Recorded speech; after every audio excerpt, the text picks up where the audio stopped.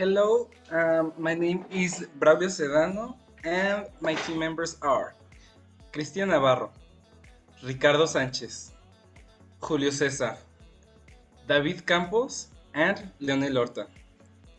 We're gonna talk about our project. This is from the scientific thought topic. We've been working on this project for 6 months now, around 6 months. It is a semester. And the way we're gonna divide it is first, Ricardo Sanchez is gonna talk about what we did in module 1 of our project. Then I'm gonna talk about what we did in module 2. The rest of our classmates are gonna talk about some questions which were asked, and that would be about it. We hope you really enjoyed it. We've worked so hard making each of our evidences, and okay, if Ricardo would do me the honor, please. Yep. So in the model 1, in our first evidence, we talk about the relation between the mechas and the temperature here in the metropolitan zone of Guadalajara. And we talk about the air conditions, how these are affected by the carbon dioxide emissions, how these affect our daily lives.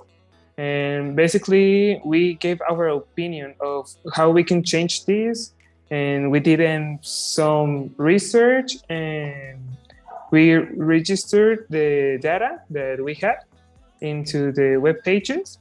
And as well, we talk how this affects the entire world, basically, and how this hits the Earth's surface, basically. And that's what we did in our evidence one. Now we proceed to.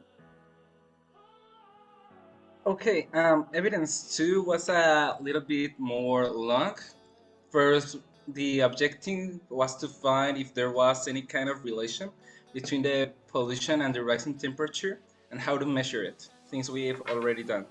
We made a non-experimental observation of the data we collected during the past 15 days about the temperature and the mechas of a determined convenience zone so that we could prove that air pollution truly influences global warming through correlational research.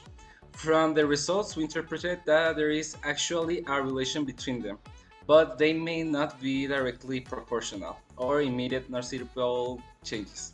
These results may act as a background for future investigations referring to climate change activities.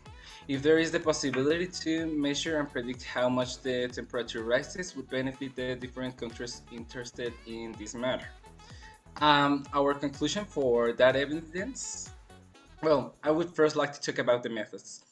Our hypothesis was and still is that the rising temperature at the metropolitan zone in Guadalajara will increase each year depending on the mechas, thanks to pollution and greenhouse effects. Since our project depends on the use and research on the climate state and the analysis and interpretation of our results, our research will be based on a quantitative method, using data collection and the use of advanced technologies and the internet. As a team, our plan was to collect data of the temperature of the research area every day, just to measure how much it has changed during a period of time, compared to previous records of the previous year and so on.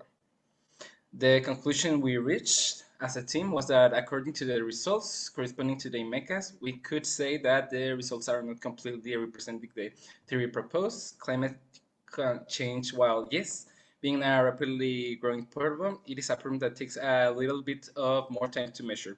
So corresponding to the results, we can say that there is weak correlations, and that is because it was too early to have a definite answer. So future investigation and measurements will be needed even though. Having measured the mechas approximately 2 weeks, the result shows that temperature does vary, but until this point we could say that it follows a pattern. That was all we could reach during our evidence number 2. And now Christian is gonna continue talking about. Thanks, Braulio. Now we're going to talk about 5 research projects that can arise from our work. And we are going to answer the question, what else can be studied based on the results? So, David? Well, first, we could study and analyze the actions that people do to cause these numbers, these results. So after obtaining the results, we could analyze the behavior of the people, the companies, and the business, from small business to a bigger business, and how their action can have an impact on their contribution from this problem. So with these results of this research, we could get the origin and possible problem, the possible origin for all this problem. And the second is the ways to prevent. So once we find the origin problem, we could look for alternatives and answers to solve this problem. And through experimentation, we will be able to determine each possible option, its advantage, its risks, and its impacts. The third one could be to consider if this model can be applied to other places. So by giving the results of our main research, we could consider the possibility of replicating and spreading our knowledge, considering whether it, it if it can be applied efficiently to other locations, also thinking about the benefits that may arise from it, from different places. The fourth one, it's if to consider the consequences and application for third parties.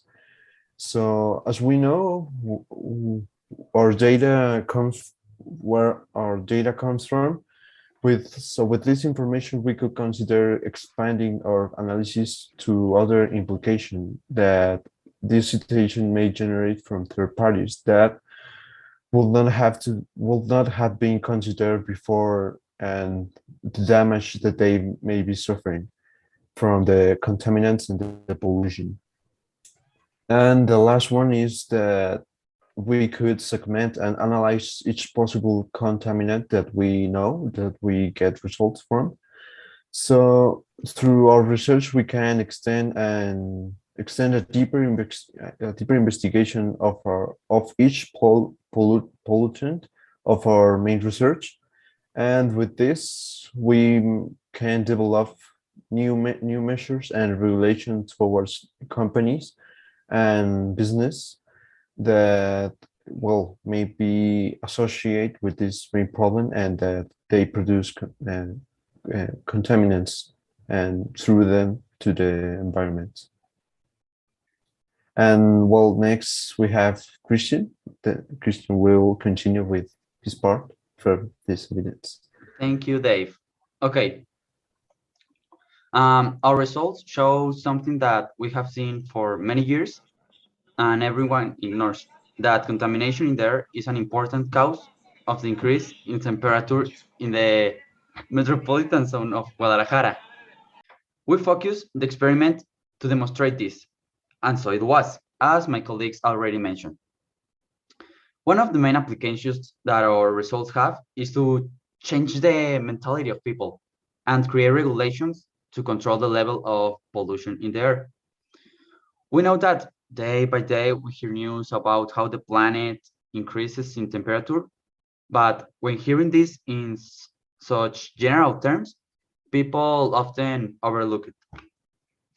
And by focusing our research on a specific area, the Americas, we create awareness in the community of people who live in that area.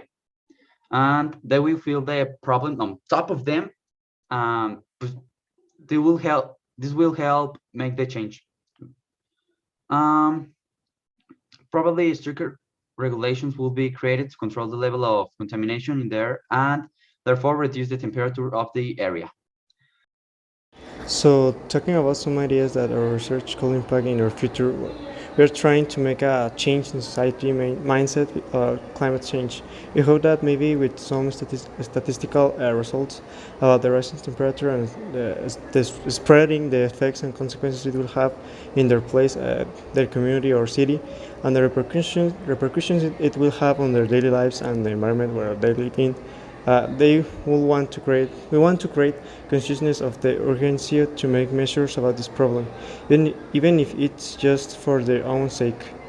If this happens, people will take better care of the environment. Therefore, even if it doesn't go back to what it was, we won't worsen the situation to a point of no return.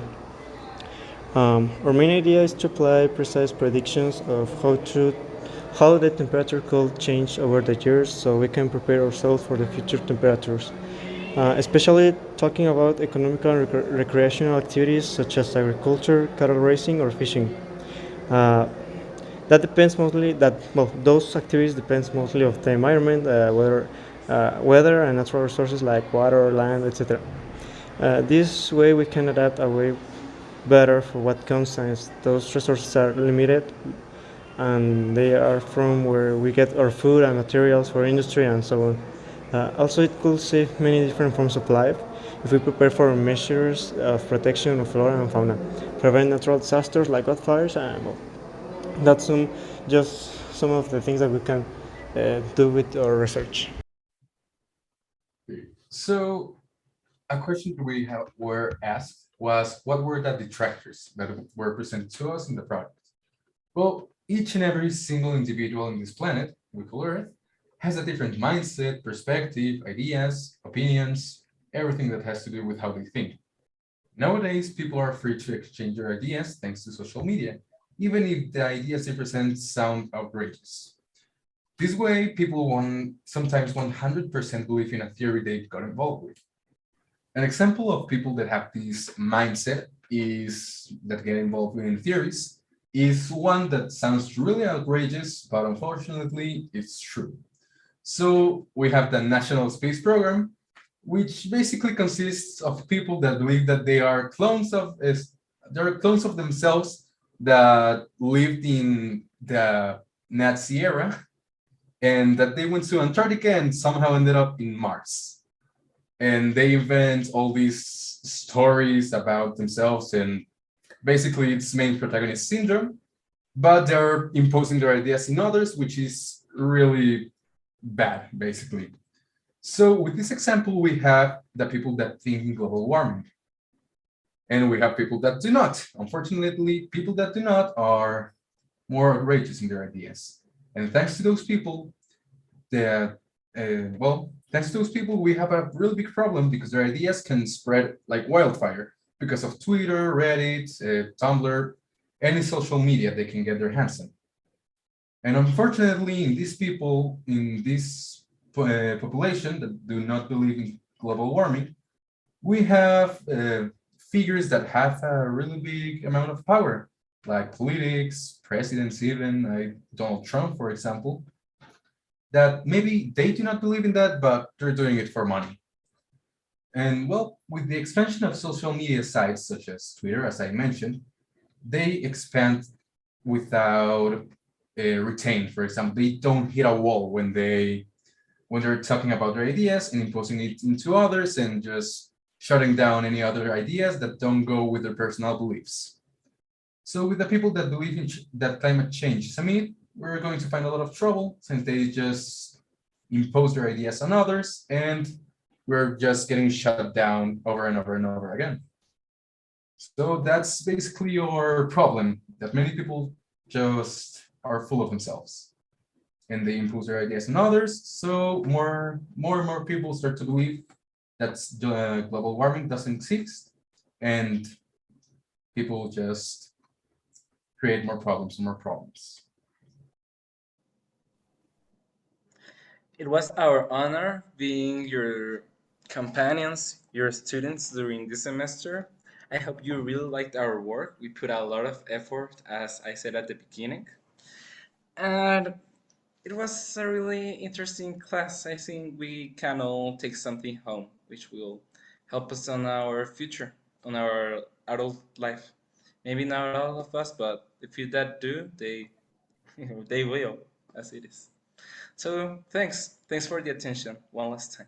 Thank you, teacher. Goodbye, everybody.